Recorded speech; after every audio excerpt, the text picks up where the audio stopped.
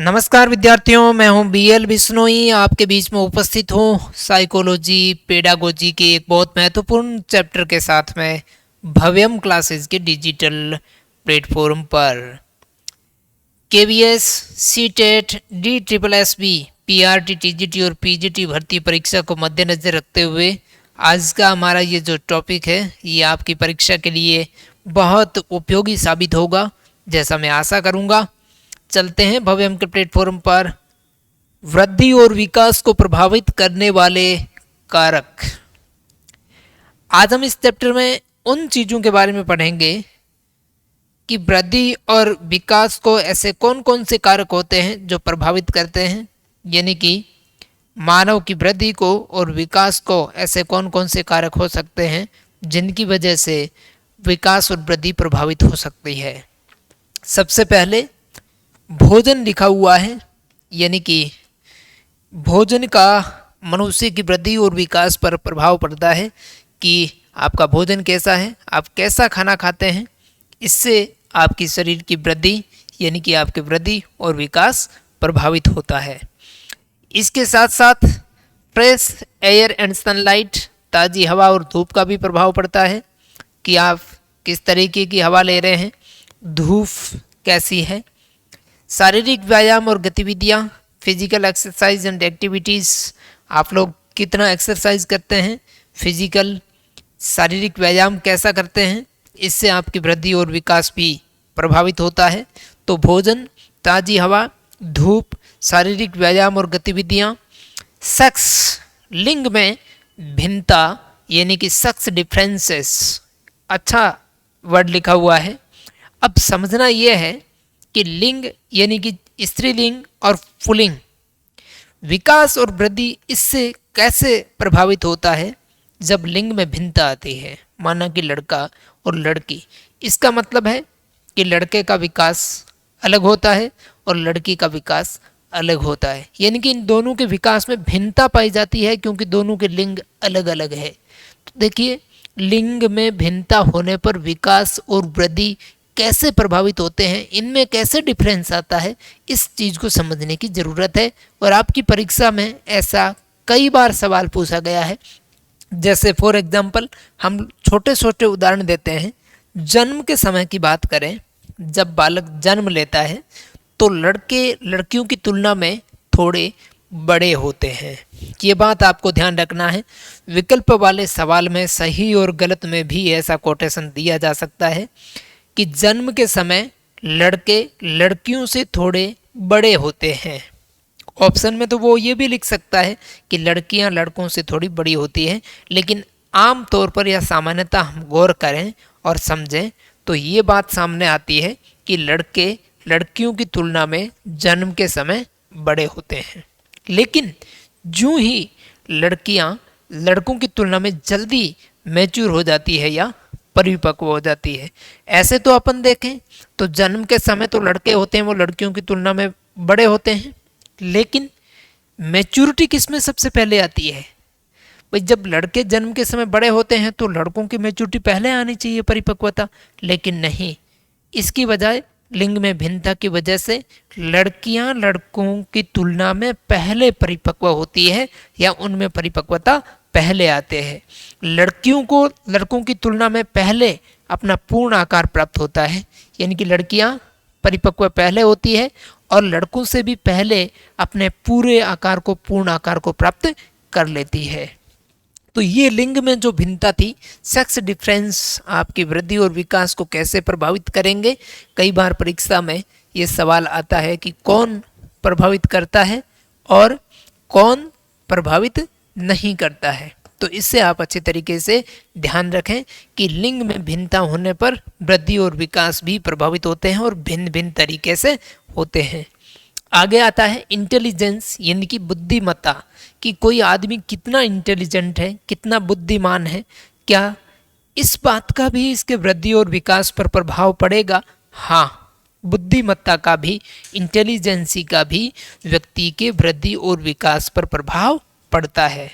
छठे पॉइंट पर लिखा हुआ है जाति और संस्कृति, कि आप किस रेस या जाति से संबंध रखते हैं, या आपकी कल्चर यानी कि संस्कृति कैसी है, इससे भी आपका वृद्धि और विकास प्रभावित होता है। तो निश्चित तौर से हम कह सकते हैं कि जाति और संस्कृति, बुद्धिमत्ता, मैच्योरिटी और शख्स में भिन्नता यानी कि लिंग में डिफरेंस या लिंग में भिन्नता, ये वृद्धि और विकास को प्रभावित करते हैं। ये कुछ ऐसी अंडरस्टैंडिंग है मित्रों जो आपकी परीक्षा के लिहाज से बहुत महत्वपूर्ण है।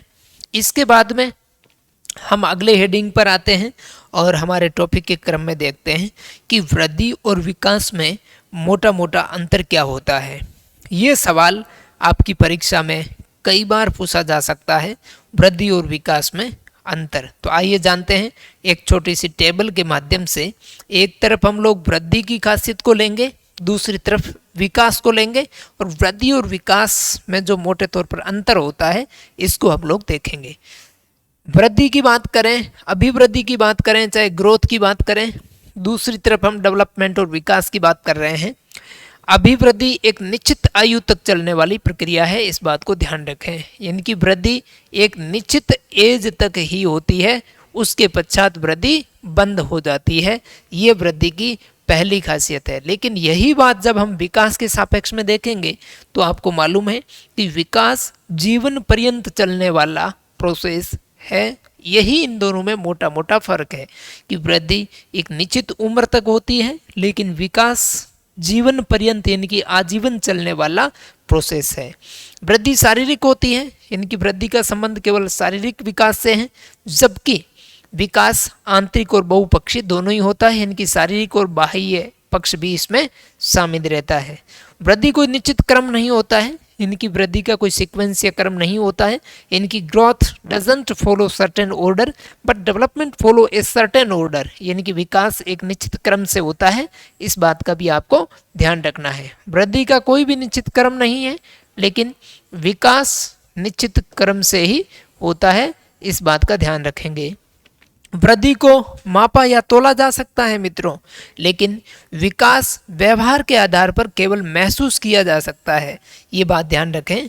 वृद्धि को मापा या तोला जा सकता है, यानी कि growth can be measured and weighted, जबकि development is observable on basis of behaviour. विकास को व्यवहार के आधार पर महसूस किया जा सकता है। ये भी वृद्धि और विकास का अंतर है। इसके बाद में सबसे महत्वपूर्ण चीज, वृद्धि स्पष्ट दिखाई देती है मित्रों, लेकिन विकास स्पष्ट दिखाई नहीं देता है। ये ध्यान रखें। वृद्धि विकास का ही हिस्सा होती है, यानी कि आप एक तरीके से देखें तो ये पूरा विकास कहेंगे आप लोग, तो वृद्धि इसका ही एक पार्ट होती है अंदर का, ऐसा कह सकते हैं आप। यानी कि वृद्धि एक संक्षिप्त अवधारणा है, विकास एक विस्तृत अवधारणा है। यानी कि विकास स्वतंत्र होता है और चहुमुखी होता है, जबकि वृद्धि विकास का ही हिस्सा होती है। वृद्धि का जो स्वरूप की बात करेंगे, रूप की बात करेंगे, तो वो बाह्य होता है मित्रों, आंतरिक नहीं, बाह्य होता है, जबकि विकास का स्वरूप आंतरिक होता है। ये भी वृद्धि और विकास का एक और अंतर है। फिर वृद्धि के जो चेंजेज होते हैं, परिवर्तन होते हैं, वो रचनात्मक होते हैं, यानी कि कंस्ट्रक्टिव होते हैं। ध्यान रखना, वृद्धि के जो चेंजेज है वो रचनात्मक होते हैं, जबकि विकास के जो चेंजेज या परिवर्तन है वो रचनात्मक तो होते ही होते हैं, इसके साथ साथ विनाशात्मक भी होते हैं। यानी कि वृद्धि रचनात्मकता से ही जुड़ी हुई है, जबकि विकास में रचनात्मकता के साथ विनाशात्मक प्रवृत्ति भी होती है। वृद्धि व्यक्ति के संरचनात्मक पक्ष से संबंधित होती है। इसका संबंध संरचना स्ट्रक्चरल एस्पेक्ट से होता है वृद्धि का, जबकि विकास व्यक्ति के कार्यात्मक पक्ष से भी संबंध होता है, यानी कि फंक्शनल साइड जो होती है उससे भी संबंधित होता है, या आप लोग इसे कार्यात्मक संबंध कह सकते हैं। तो वृद्धि और विकास के ये मोटे मोटे चेंजेस थे, अच्छी तरीके से ध्यान रखेंगे। इसके बाद में हमारे इस चैप्टर का अगला क्रम शुरू होता है। मैं आपको पहले भी बता चुका हूँ, KVS, DSSB, नवोदय विद्यालय समिति का PRT, TGT और PGT का जो एग्ज़ाम होता है उसमें पेडागोजी, साइकोलॉजी के महत्वपूर्ण चैप्टर को लेकर के मैं आपके बीच में समय समय पर भव्यम क्लासेज के डिजिटल प्लेटफॉर्म पर उपस्थित होऊंगा। उसमें आज का हमारा टॉपिक वृद्धि और विकास का है। हम लोग वृद्धि और विकास का अंतर स्पष्ट कर चुके हैं। इसके बाद में वृद्धि और विकास के सिद्धांत कौन कौन से हैं, इसके बारे में हम लोग देखेंगे कि ऐसे कौन कौन से सिद्धांत हैं जो वृद्धि और विकास से रिलेटेड है। प्रिंसिपल ऑफ डेवलपमेंट, इनकी विकास के सिद्धांत। तो मित्रों, विकास के सिद्धांतों में विकास का पहला सिद्धांत होता है विकास की दिशा का सिद्धांत। का मतलब विकास एक निश्चित दिशा में होता है या विकास की एक दिशा निश्चित होती है, इस बात को ध्यान रखें। विकास का पहला सिद्धांत हम पढ़ रहे हैं, विकास की दिशा का सिद्धांत।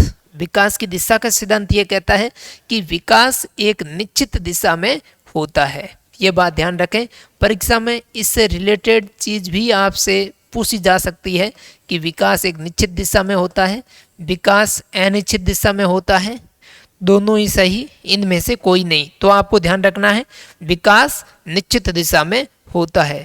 दूसरा है सिर से पैर की ओर जो विकास होगा, पहले सिर की तरफ से विकास स्टार्ट होगा और पैर की तरफ धीरे धीरे विकास की दिशा चलेगी। ऐसे सिर से पैर की दिशा की तरफ होने वाले विकास को सिफेलोकोडल के नाम से जाना जाता है। ये परीक्षा में सीधा आपको शाब्दिक पूछा जा सकता है, सिफेलोकोडल क्या होता है, यानी कि सिर से पैर की तरफ दिशा का जो सिद्धांत है उसको सिफेलोकोडल सिद्धांत विकास के सिद्धांत के नाम से जाना जाता है। यानी कि अब केंद्र से परिधि की ओर यदि हम बात करें तो उसकी भी कर सकते हैं, अर्थात अंदर से बाहर की तरफ जो विकास होता है उसका यदि हम नाम देंगे तो वो हो जाएगा प्रोक्सीमोडिस्टल थ्योरी। तो दो थ्योरी यहाँ पे आ गई, सिफेलोकोडल थ्योरी और प्रोक्सीमोडिस्टल थ्योरी। प्रोक्सीमोडिस्टल थ्योरी का मतलब होता है विकास अंदर से बाहर की तरफ होता है। ये जैसे है विकास अंदर से बाहर की तरफ, यानी कि केंद्र से किस तरफ बढ़ेगा, परिधि की तरफ बढ़ेगा। ध्यान रखें, जब विकास सिर से पैर की तरफ होता है तो उसको कहते हैं सिफेलोकोडल थ्योरी, लेकिन जब विकास केंद्र से परिधि की तरफ होता है तो उसको कहते हैं प्रोक्सीमोडिस्टल थ्योरी। ये आपके विकास की दिशा के सिद्धांत के दो पार्ट थे। विकास एक निश्चित दिशा में होता है, सिर से पैर की ओर सिफेलोकोडल थ्योरी, और केंद्र से परिधि यानी कि अंदर से बाहर की तरफ विकास की थ्योरी को प्रोक्सीमोडिस्टल थ्योरी के नाम से जाना जाता है।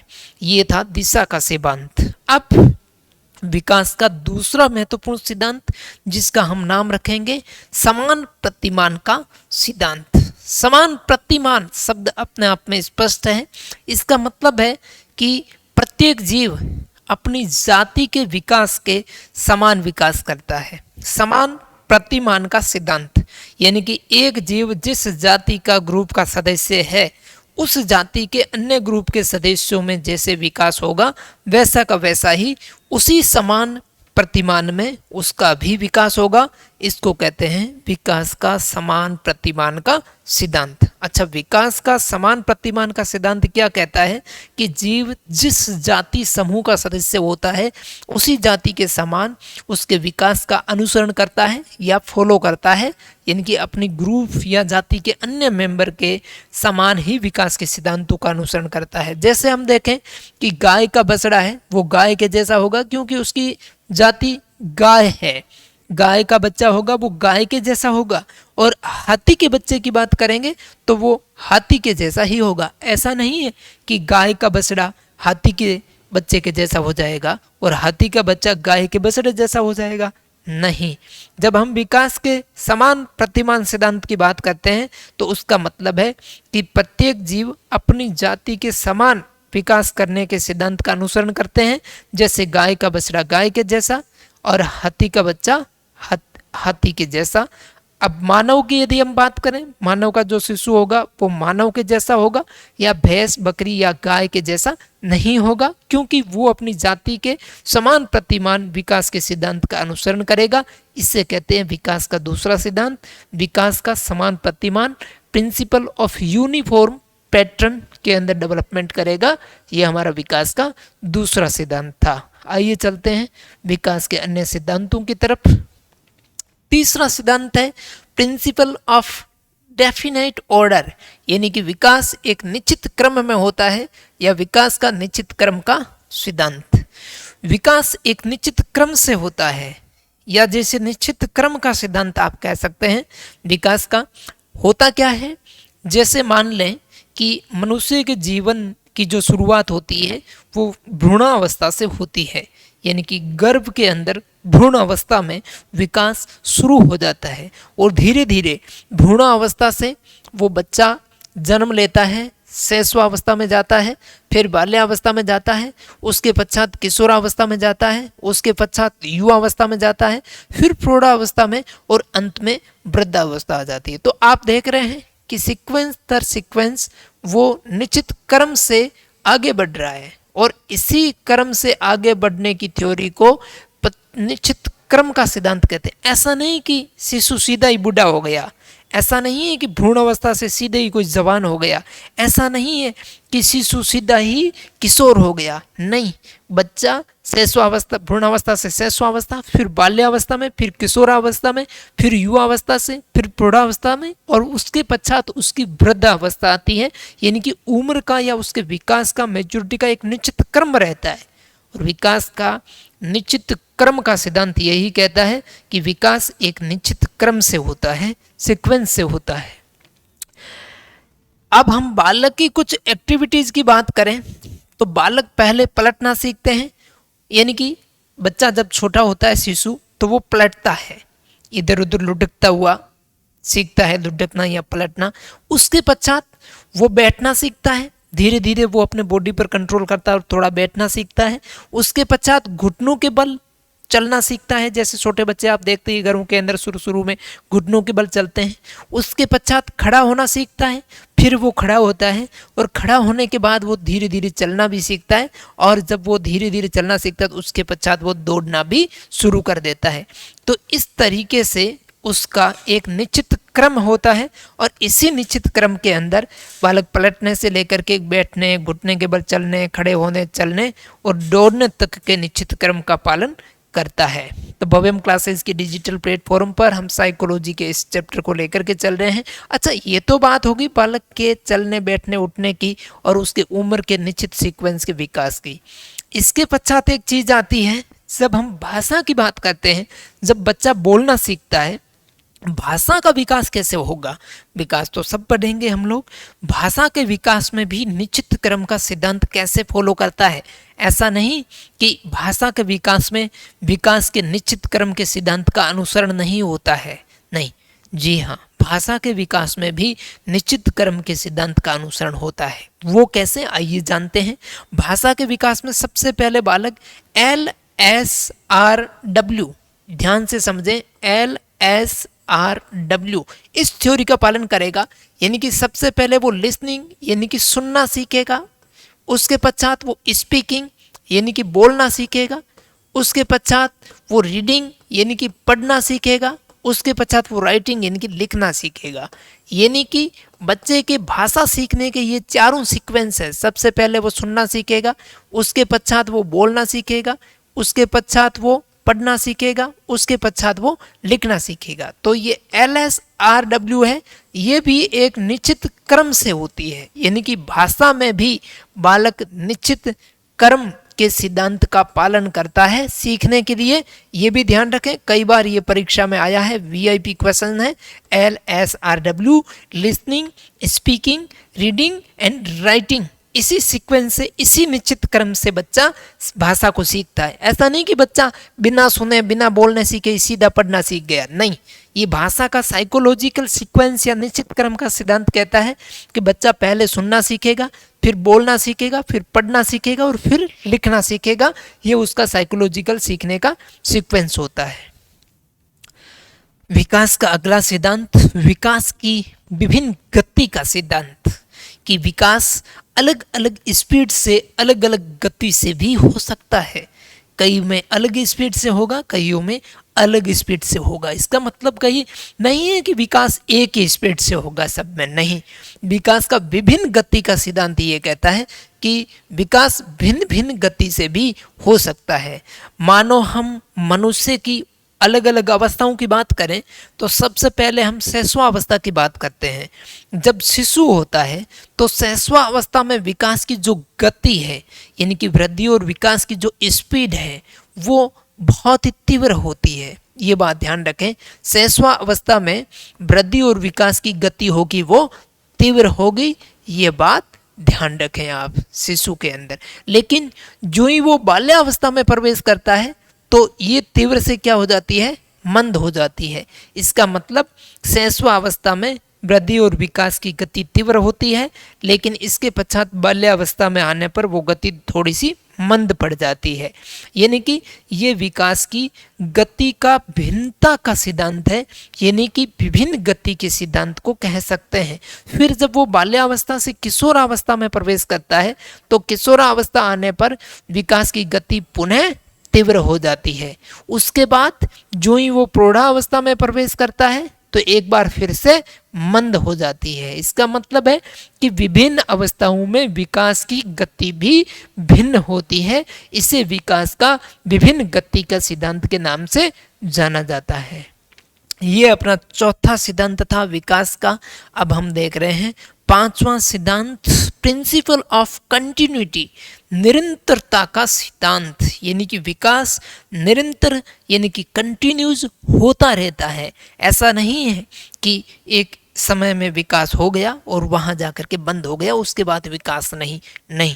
विकास की निरंतरता का सिद्धांत या प्रिंसिपल ऑफ कंटिन्यूटी ये कहती है कि विकास निरंतर यानी कि कंटिन्यूस गति से चलता ही रहता है, अनवरत रूप से चलने वाली प्रक्रिया है। यानी कि व्यक्ति के अंदर कोई भी चेंजेज होगा तो वो अचानक नहीं होता है। ध्यान रखें आप लोग, मानव में होने वाला कोई भी परिवर्तन अचानक नहीं होता है, इसे ध्यान रखें। वो एक कंटिन्यूटी या निरंतरता से चलता रहता है। बात करें हम लोग विकास की पूर्व अवस्था में हुए परिवर्तनों की, तो इस विकास की पूर्व अवस्था में हुए परिवर्तनों के प्रकटीकरण भी होते हैं। यानी कि पूर्व अवस्था के अंदर जो विकास हुआ है उसका प्रकटीकरण भी परिवर्तन के प्रकटीकरण में होते हैं। मतलब विकास जन्म पूर्व अवस्था, जिसे हम लोग भ्रूण अवस्था कहते हैं, वहां से ही प्रारंभ हो जाता है। कुछ लोग कहते हैं विकास जन्म के बाद शुरू होता है, ये बात गलत है। विकास भ्रूणावस्था से प्रारंभ माना जाता है और मृत्यु तक, जब तक आदमी की मौत नहीं होती है तब तक धीरे धीरे चलता ही रहते हैं, और इससे ही विकास की निरंतरता के सिद्धांत के नाम से जाना जाता है। जी हाँ, ये विकास का पांचवा थ्योरी था। अगला है principle of general to specific, यानी कि विकास सामान्य से विशिष्टता का सिद्धांत। विकास सामान्य वे में पहले होता है, फिर वो विशिष्ट की तरफ बढ़ता है, यानी सामान्य से विशिष्ट की ओर। आइए जानते हैं विकास का सामान्य से विशिष्टता की ओर सिद्धांत क्या कहता है। जब हम बालक के सापेक्ष में बात करते हैं तो बालक में जो सामान्य लक्षण होते हैं, जनरल लक्षण होते हैं, वो पहले प्रकट होते हैं और उसके बाद विशिष्ट लक्षणों का विकास होता है। इसे कहते हैं सामान्य से विशिष्टता का सिद्धांत। सातवां सिद्धांत है principle of integrity, principle of whole to part, यानी एकीकरण का सिद्धांत या पूर्ण से अंश की ओर का सिद्धांत। ये सिद्धांत ये कहता है कि पहले पूरे या पूर्ण पार्ट का विकास होगा, उसके पश्चात छोटा या टुकड़े में या आंशिक पार्ट का विकास होगा। विकास का पूर्ण से अंश की ओर सिद्धांत ये कहता है कि बालक पहले अपने पूरे अंग का संचालन करना सीखता है और उसके पश्चात वो अपने छोटे छोटे बाद के अंगों को चलाना सीखता है। विकास का पूर्ण से अंश का सिद्धांत या एकीकरण का सिद्धांत या principle of integrity, principle of whole to part, वो पहले पूर्ण प्रोसेस सीखता है, उसके पश्चात वो अंश की ओर बढ़ता है, यानी कि पूर्ण से अंश की ओर या principle of whole to part की ओर। अगर हम लोग बात करें हाथ की और हाथ की अंगुलियों की, तो पूर्ण से अंश की ओर सिद्धांत के बारे में बात करेंगे तो पहले बालक पूरे हाथ या पूरे पैर को चलाना सीखेगा, उसके पश्चात वो कोहनी चलाना सीखेगा, फिर कलाई चलाना सीखेगा, फिर अंगुलियों को चलाना भी सीखता है। यानी कि पहले वो पूरा हाथ चलाना सीखेगा या पूरा पैर चलाना सीखेगा, फिर वो कोहनी को मोड़ना या कोहनी चलाना सीखेगा, फिर वो अंगुलियों को चलाना सीखेगा। तो इसने पहले पूर्ण पार्ट को चलाना सीखा है, उसके पश्चात वो अंश की तरफ चला है। तो इसलिए इस सिद्धांत का नाम है पूर्ण से अंश की ओर, यानी कि होल टू पार्ट या प्रिंसिपल ऑफ इंटीग्रिटी।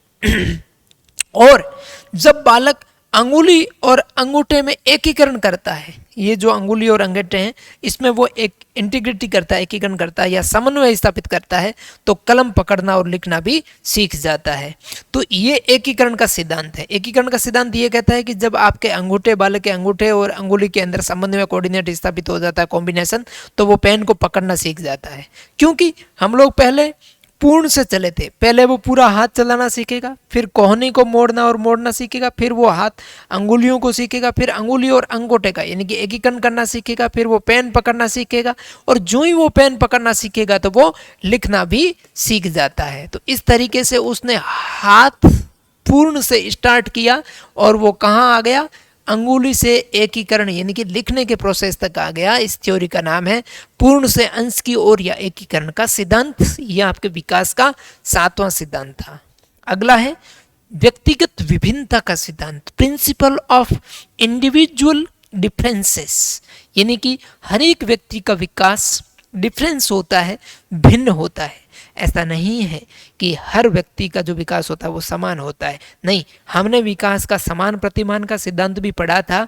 उसमें ये पढ़ा था कि प्रत्येक जीव जिस जाति का समूह होता है उस जाति के अकॉर्डिंग सामान्यतः उसका विकास वही होता है और वो उसको ही फॉलो अनुसरण करता है।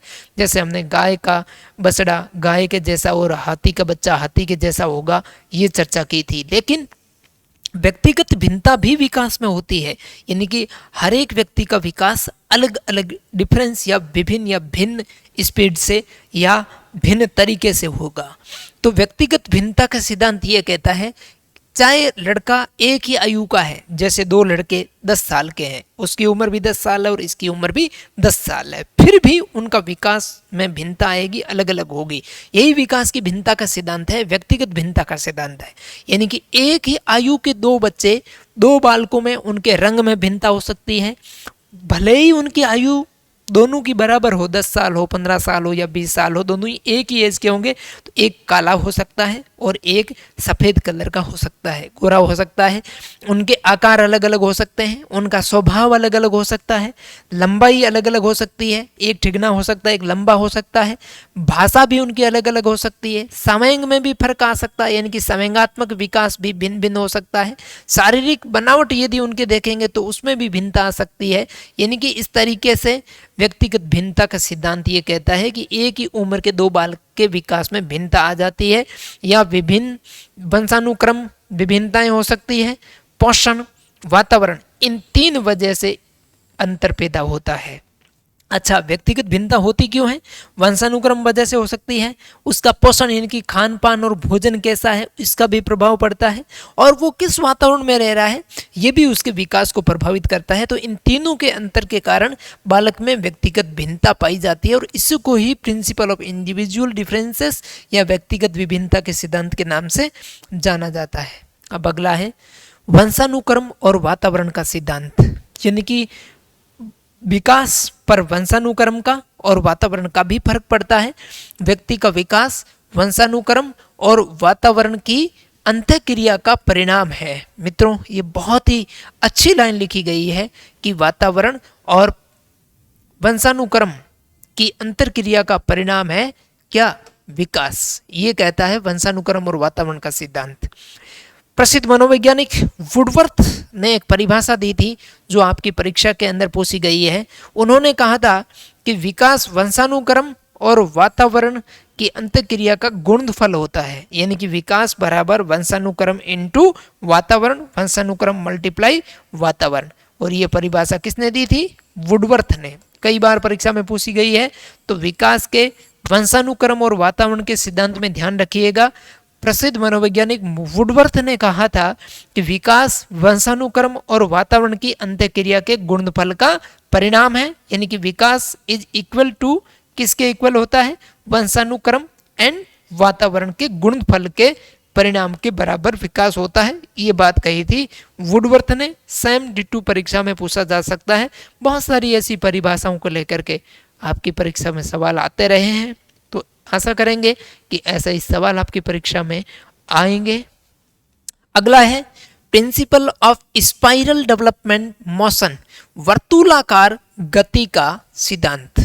ये सिद्धांत ये कहता है कि विकास रेखीय नहीं होता है, केवल एक स्ट्रेट लाइन में विकास नहीं होता है या लंबवत हो ये जरूरी नहीं है, विकास वर्तुलाकार होता है, यानी कि चक्राकार होता है विकास। ध्यान रखना, ऐसा नहीं कि विकास रेखीय लाइन में या केवल लंबवत होता है, विकास वर्तुलाकार होता है यानी कि चक्रीय होता है, ये भी ध्यान रखें आप लोग, या सर्पिलाकार होता है विकास हर पार्ट से ऐसे, यानी कि बालक की लंबाई में वृद्धि होगी तो उसकी चौड़ाई में भी वृद्धि होगी। ऐसा नहीं कि बालक सीधा यूं लठ की तरह लंबा बढ़ता ही जाएगा और वो बिल्कुल हेल्थी नहीं होगा, नहीं।